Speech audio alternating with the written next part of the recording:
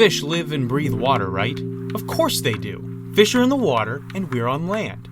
That's what prevents sharing the planet with sharks from being an omnipresent nightmare. But what if these carnivorous carps could carpe the diem and take a spin on land? The Bullseye Snakehead stops at nothing to do the two things it loves the most, eating and reproducing. The question is, how do we stop this voracious predator from taking over the world? It might just spell the end of the first part of life, death, and taxonomy. Welcome back to Life, Death, and Taxonomy's 50th episode. 50!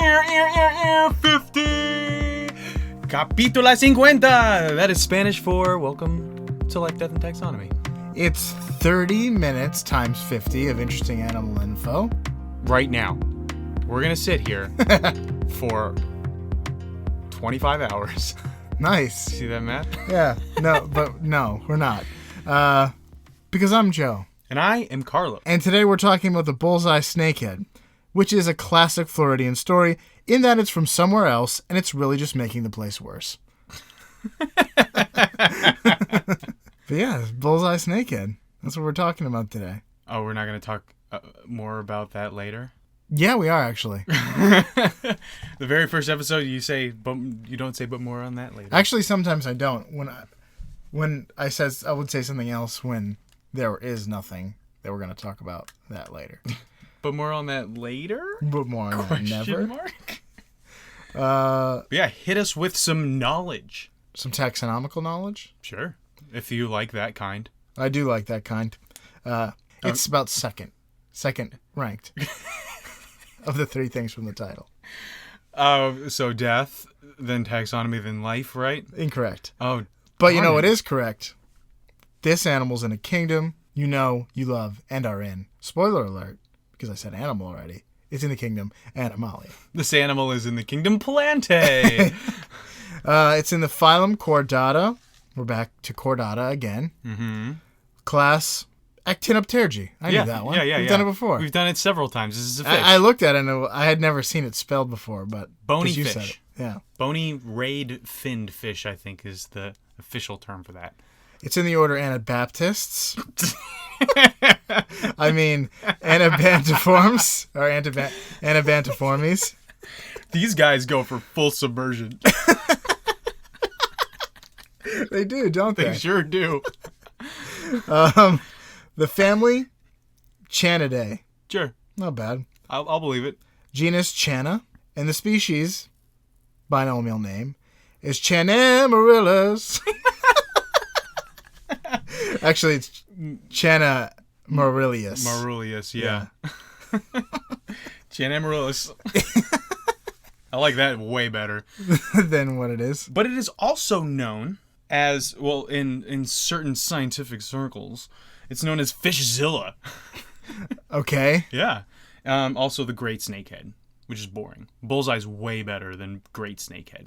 The Bullseye Snakehead is? Yeah. Oh, okay. This is the Bullseye. You think it's not that big?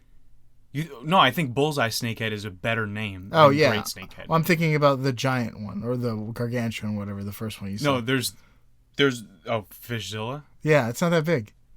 It's what it does, not its size, and it is a pretty big freshwater fish. Yeah, I guess. But we like to call it here now, thanks to me, the Overland Flop Monster, the Career Canal Criminal, sure, and Slithercephalus. Gross. Snakehead. Nice. You want to dive right into what it looks like and stuff? I sure do. Please do. All right, here's what it looks like and just its general, like, demeanor. Its vibes. Its aura. Yeah. It's long. It's torpedo-shaped. It's a fish. There's more. Like Taxonomy Titan, Greenland Shark. Yes. Taxonomical alumni. Its head is flattened toward the front, which sets it apart from some similar-looking fish we'll talk about later. It has gnarly, toothy jaws. Nasty little needly teeth in there. I don't have those. The fins on its back and belly are long and stretch the length of their body. Not long as in like long away from their body, like wisping around like a buzz cut that just goes over like the whole back of the body. It's not unruly. Yeah. It's definitely clean cut. Yes, but it's long. Okay, gotcha. They're brown with black blotches, and they have a red-orange eye spot near the tail to confuse and bewilder enemies. Hence, the bullseye. Oh, yeah. Nice. Are you just putting this together? Well, I guess. It's not a bullseye. It's not even a fish's eye. No, it's not a fish eye either. They're objectively ugly. Really? Yeah, because all fish are. Except for some ocean fish. Canal fish are definitely nasty crap. Nasty carp. Switch those two letters around. Yeah. I think that pufferfish are adorable. Okay. Their little mouths and giant eyes. Yeah, there's better looking and worse looking things in the sea. True.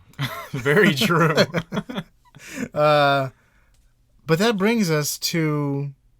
Already? The segment within the segment within the show. This always comes up faster than I want it to. Well, because I like to do it in the middle of the description because it is kind of the description. Sure. The listener's favorite part of the show, which is brought to you by one of you, a listener, that is. Oh, so? And you can send your own measure-up introduction. Just say, speak, chitter, squeak. I want to hear a chitter one. Sing. No, I measure up. Forget about all the other ones. I want you to chitter it. But today's introduction is brought to you by Chris, who you may know from 2 podcasts, Play Comics, and Meddling Kids. Measure up! Thanks, Chris. Excellent work. But it's the 50th episode, so I wanted to do something special. I didn't want the special part to be here. What do you mean here? Oh, it's here. It's here today. But I actually don't have any questions for you. Good. Pack it up. Go home. But, moving on to the next one, right? But someone else does. What? Let's hear what the first question is. My name is Calvin, and I'm 4 years old. How many balls or snakeheads are heavy as me? How many bullseye snakeheads are as heavy as Calvin? My heart just exploded a little bit. It's grown like 4 or 5 sizes. It's very traumatic. That was adorable. Thank you, well. Calvin. It was a few takes, but he did well. Okay. Calvin, he's 4 years old. That helps. Yeah. I do you need a hint? Because he did send in a hint. Did he send in a hint? He did. A helpful one? Or It's very helpful. Okay. Here it is. He's going to tell me how much he weighs. My favorite was the naked mole rat.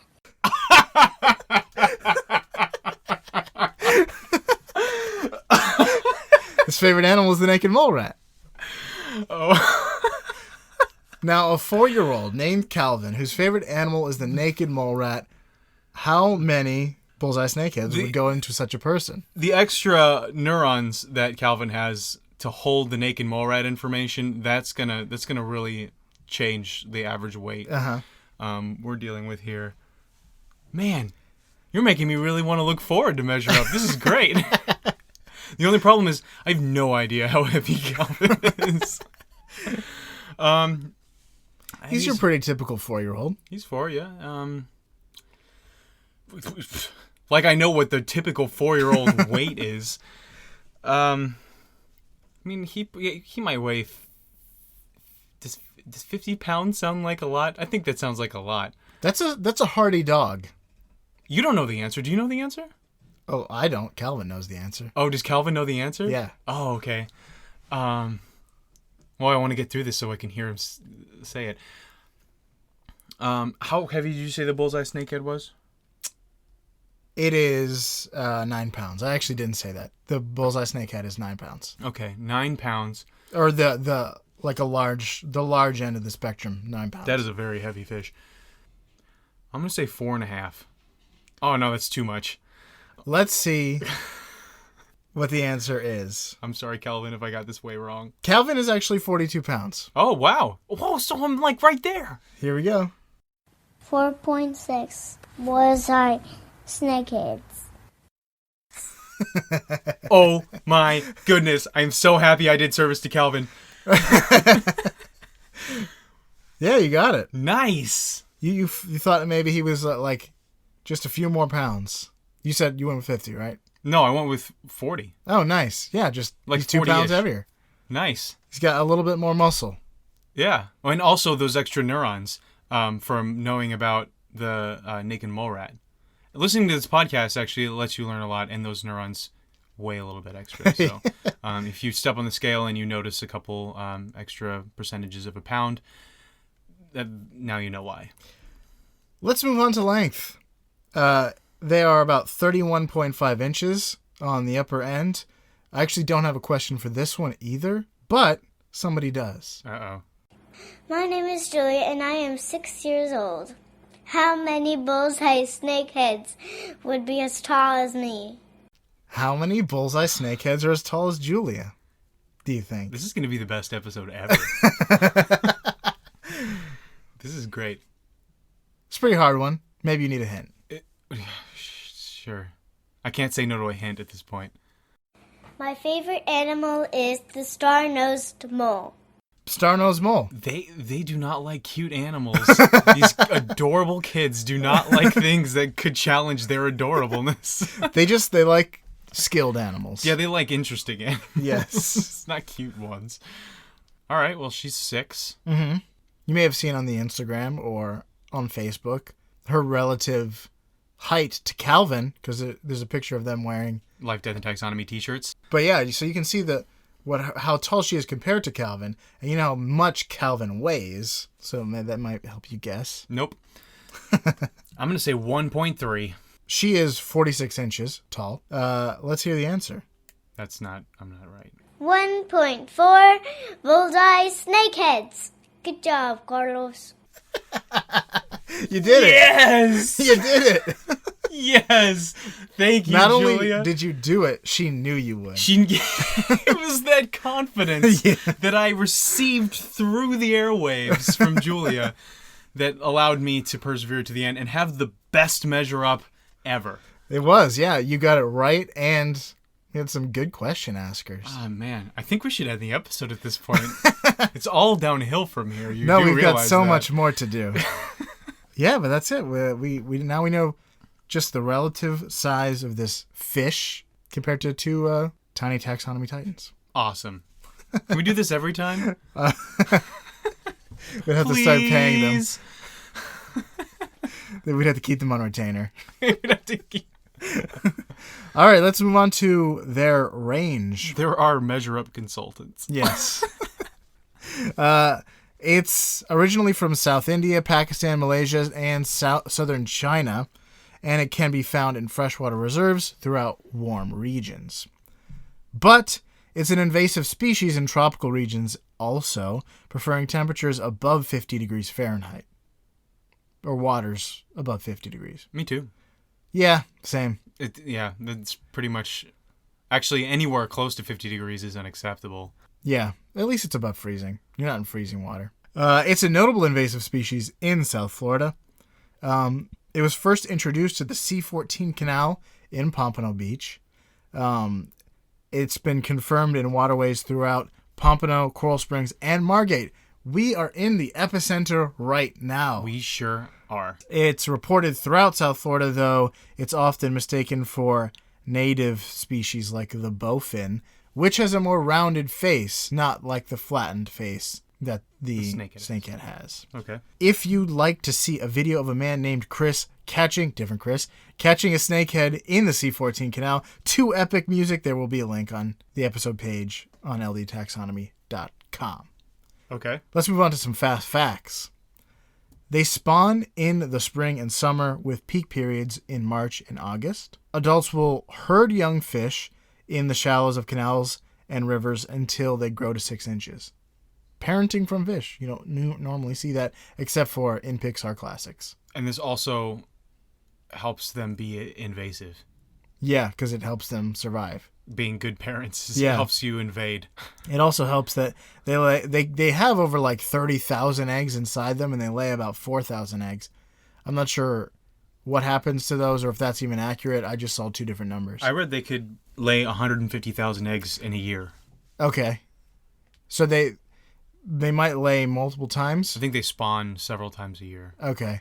So it said 4,000 eggs that are ready for hatching or fertilization or something. So maybe it's 4,000 at a time, but they have like over 100,000 in the chamber ready to go.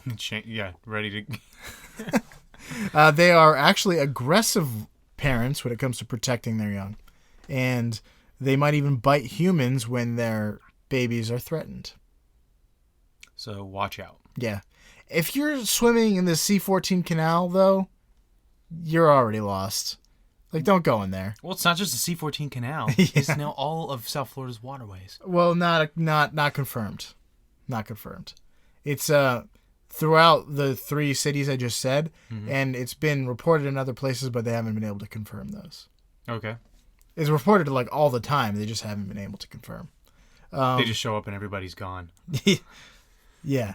Bullseyes grow faster than other species within the Channa genus, which means that it's difficult to control their populations. They lay a lot of eggs, they have a lot of kids, and they grow up quickly.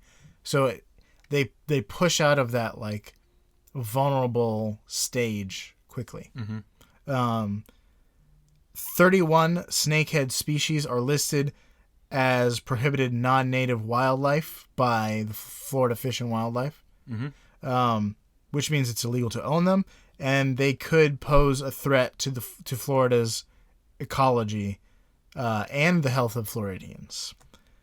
They compete with native species for food, feeding on plankton, insects, crustaceans, other fish, frogs, lizards, snakes, and small birds and mammals.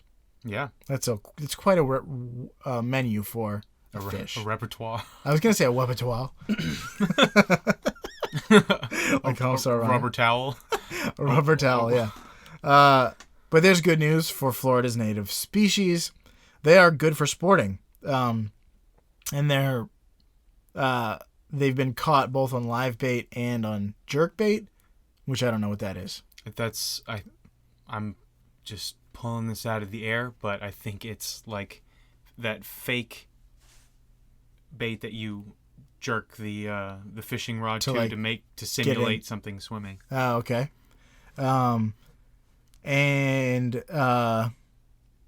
it's a popular sport fish even in its native regions, and it's edible. According to Florida Fish and Wildlife, they are said to have medicinal benefits in their native range, and they might even promote healing when you eat them.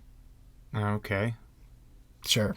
It's this kind of thinking that makes the rhino extinct or endangered. But it's good for an invasive species, so let's eat them up. Yes, but bad for non-invasive species being poached. Yes. In other places. Yeah. So apply it to invasive species. Yeah. Be superstitious, but only about invasive species. Or ones that are really good at reproducing. Usually invasive species are very good at reproducing. That's why they're invasive. You can buy and sell it for food, but only if it's dead and on ice. You can't have live ones in tanks or anything. Mm-hmm. How can you help deal with the invasive species problem of the snakehead? The bullseye snakehead is only in those areas, but there's lots of snakehead invading other parts of the southeastern United States. If you see or catch a snakehead, don't release it or throw it onto the bank where it can wriggle back into the water. Put it on ice. That's the preferred recommended method of killing it. Take a picture of the fish and note where you found it and how big it is. And then report to Fish and Wildlife, U.S. Fish and Wildlife, by calling 703-358-2148. I wish I knew that back in my fishing days. Did you catch snakeheads? Yeah. I used to live on a lake back when I was a kid, and for 10 years I lived on this lake. And I remember being able to catch all of these, fish like Oscar and bass and sunfish and stuff like the bluegill. And then suddenly I stopped being able to catch them, and these snakeheads started appearing. So every time I would come to the edge of my lake, not my lake, but the lake in my backyard, I would almost always see, just at the edge of where the drop-off was, this big dark shape kind of just floating there, looking up. And so my buddy and I would go fishing, and I was never very good at catching them, so he caught them a lot, and we would kill them. That's good. Because we knew we weren't allowed to throw them back. Oh, so you knew that. But also, our lake was very heavily, like, you're not supposed to eat anything from that lake because of all the pesticides. Right. So we just threw them back. Their bodies. Oh, well, that's good. Since something else would eat them. Yeah. But yeah, so I've definite experience with the Bullseye Snakehead. Nice. And there were big ones too. Like, again, I didn't catch them. But my friend did. And I think one of them must have been at least 2 feet long. They said that the local legends about snakeheads, like size, are like insane, but you're probably only going to get one that's like 15 pounds. But people will say, like, I got one that was 30 pounds, like insane stuff. It was 45 feet long. Yeah. It ate all my kids. No, about 15 pounds is the upper limits. 9 pounds is more likely. Are we ready for this fact, this beautiful little warm fact to become major? I think we're ready. Okay, good. Let's promote it. Here we go. Here's where the fact gets major. These guys are tough cookies. And they're invasive species. A lot of what's about them makes it so that they can proliferate well. They spawn several times a year. They have thousands and thousands of eggs. They're good mommies and daddies. Also, they're intense. They're so extra and everything. They eat anything they come across, pretty much. Like, everything's on the menu that is in like a South Florida waterway. Right. Or near it. Or near it. And they are usually apex predators. When it comes to fish, we don't have a lot of carnivorous fish down here in South Florida. You have the alligator gar, but when it comes to freshwater, usually it's an actual alligator, a snake, or, like I said, the alligator gar. You mean like a top food chain or upper food chain predator rather than like eating zooplankton or smaller like things and smaller fish. But that's not a carnivorous fish eating zooplankton, is it? Zooplankton is an animal. Does it count as being a carnivore? Why wouldn't it? I don't know. Most fish eat fish. No, well, some eat like algae and stuff. I think bass eat fish. Yeah, they'd have to. Those gaping But I think maws. some of them eat. Most of them eat plants. Carp eat plants. Well, it's like the when we talked about the pacu fish. The pacu fish, they are mostly vegetarians, but they're not going to turn down pescatarian meal. The meal is pescatarian. The meal will not eat anything but fish. Sometimes. Sometimes that's true. But yeah, so anyway, these guys end up being apex predators in most of the areas that they're in that don't have alligators. Mm-hmm. So there's really nothing to stop them once they get to a certain length. So they hatch, their parents protect them, and there's nothing that's really going to be able to get to them while their parents are doing that. And then they grow to be pretty big. And then they become, co-apex predators in the lake or canal or whatever. They can also handle like a wide range of pH, so they can pretty much go wherever they want without being sensitive to it. If you've ever owned fish, you know that the pH balance is very important to have at a certain level for your fish. If you ever owned a pool. Yeah. Pool house. That's what it stands for. No, it doesn't. No, it doesn't.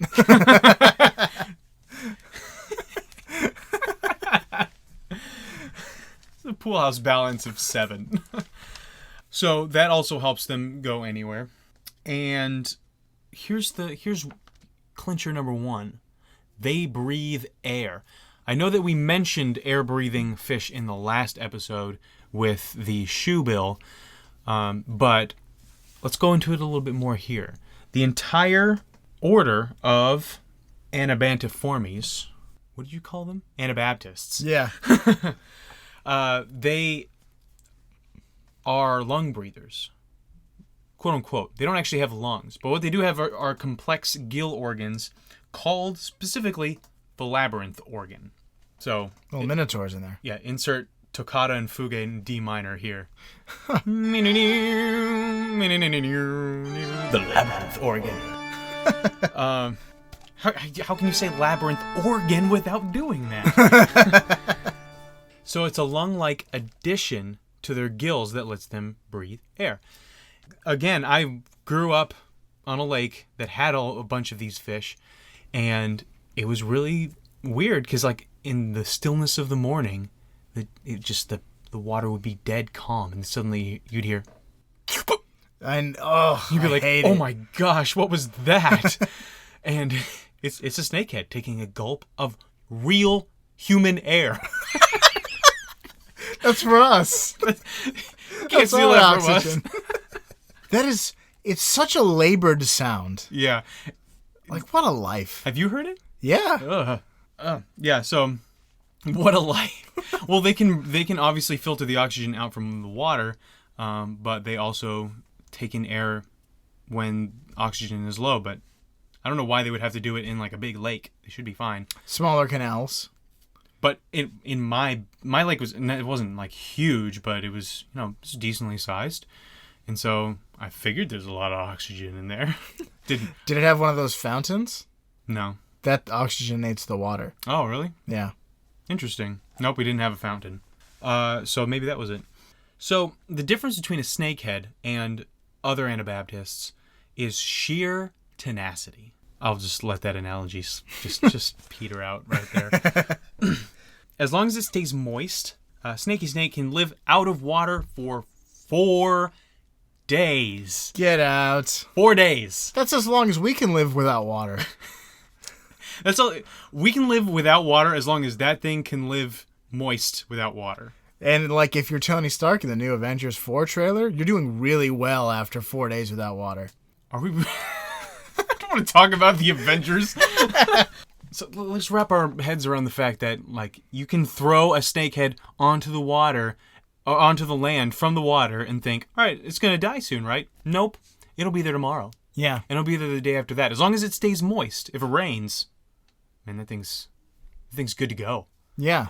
It could probably stay out there for longer if you kept dumping water on it. The Florida Fish and Wildlife would be so angry at you. Throwing it on the bank like they said specifically not to. Yeah, you're supposed to put it on ice. Yeah. Put it on ice. Sleeping with the fishes. Just curl up right next to a snakehead on the shores of a nice lake. So you think, like, what good is it if it can just flop around helplessly on the ground for 4 days? It's not really a big deal. But It's not a good Pokemon move. no, Splash. Yeah. It can wriggle and use its pectoral fins to travel, to move in a direction on purpose. The dream. And guess how long it can travel? How far? What's the distance? I'm going to say 4 miles. Oh, okay, never mind. Is It's that a quarter more? of a mile. Wait, let me do that again. 1/10 of a mile. No, it's a quarter of a mile. So much more than what you said. I'm putting all of this in. Good, do it.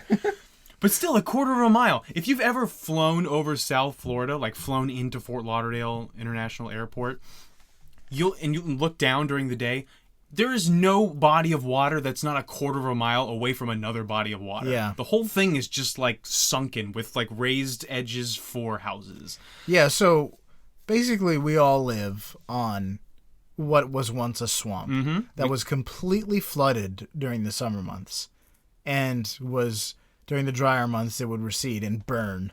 But but the Army Corps of Engineers drained it in the 70s? Earlier than that? Probably early 40s. Probably 40s. Don't quote me. It's back when they did stuff like Don't that. fact check me. But they did it with this series of like canals. So there's loads of waterways and canals all throughout Florida.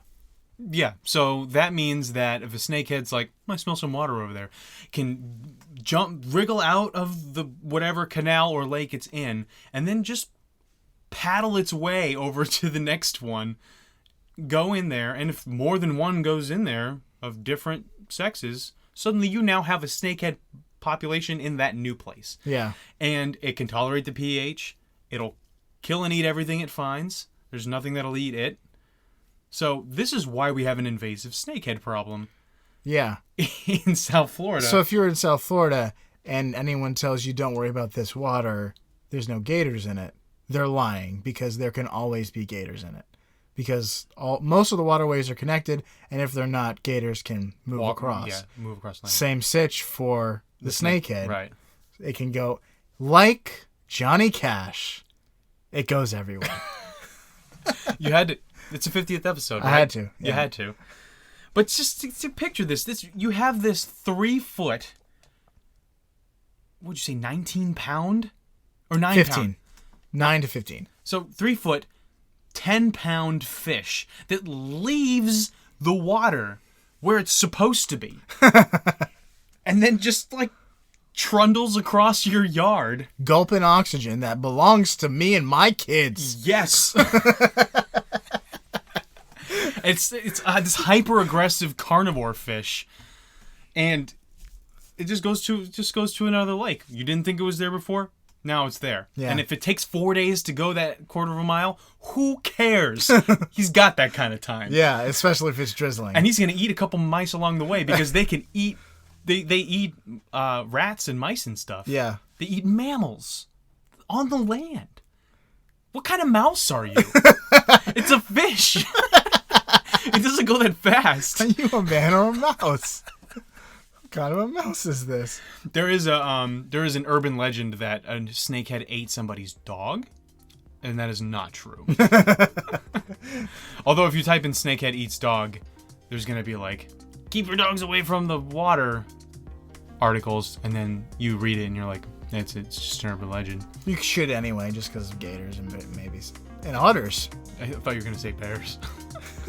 Gators and bears gonna leap out of the water and eat your dog. Gators and bears, oh my. What kind of world are we living in? Where Yeah. bears can just pop out of your hometown lake. A couple of years ago, there was a video in Coral Springs of river otters coming out of the water and playing with some dogs. It was adorable. That's got to be the cutest thing ever. They can also be pretty aggressive, so don't take that chance. Oh, I wouldn't play with them. I wouldn't let my dogs play with them. Not true. If I had a big dog. It would be like Fox on the Hound, though. It would be so sad for them. They would be the best of friends. Yeah, then you'd have to separate them, and they would grow older, and one would hunt the other, and then they'd get attacked by a bear, and yeah. That's all I got. Is that all you got? That is all I got. All right, so for you out there in Podcastia listening to the 50th episode of Life, Death, and Taxonomy, muster up some gumption, flop outside of your comfort zone, and explore new frontiers, but don't invade anybody, like the snakehead in Life, Death, and Taxonomy.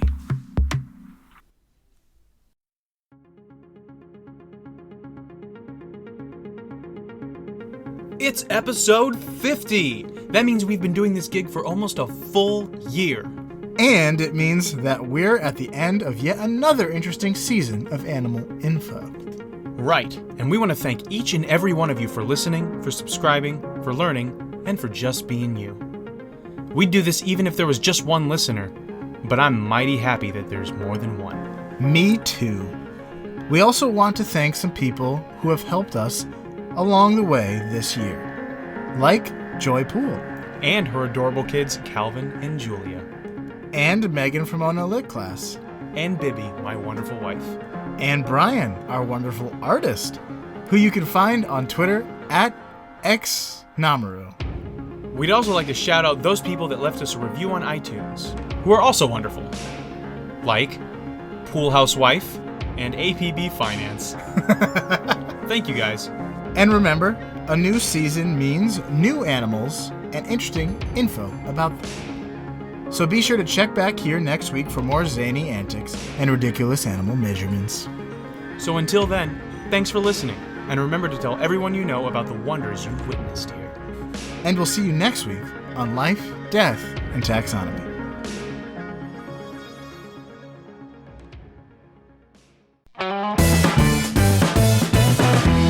Life, Death, and Taxonomy is my favorite in the world podcast. That was a good lesson at the end. Explore, but don't invade. Mr. Columbus. Who you can find on Twitter at xnamaru. Or Xananamaru, as he wrote. Xananamaru. All right. Very good. You did it. My favorite animal is the naked mole rat. Okay, now you can put it on. Can you say that again? I don't want to do it again.